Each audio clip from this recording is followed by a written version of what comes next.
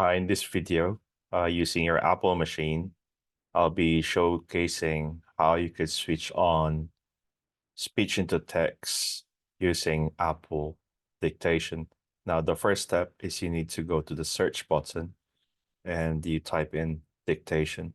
So you have to make sure that the spelling is correct. So since this is a keyword-driven search, and as you enter, you will be prompted to this screen or monitor, and eventually what you're seeing is not yet enabled.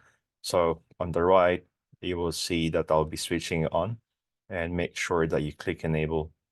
And right now, it does not ask for any password reset or password for admin instances or privileges, right? So as you scroll down, you have to make sure that the language is pointing to the correct language, so you're at the correct accent, right? So it's basically supporting multiple languages, right? So right now, since I have a mixed accent, I'm going to switch on also United Kingdom just to make sure it will catch the words that you will be pronouncing, right? So after you click OK, right now you are good to go to be able to um, move forward in using Apple Dictation.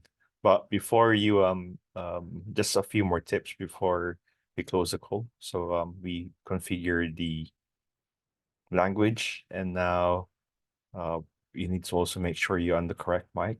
So I have multiple mics right now. I'm using BY V20. Make sure you use the correct one, and that's about it. So once you have configured that, and now you are ready to go and use Apple Dictation.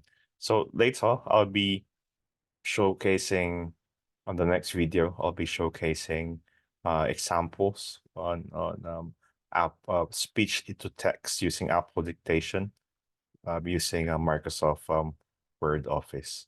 I'll see you in the next video.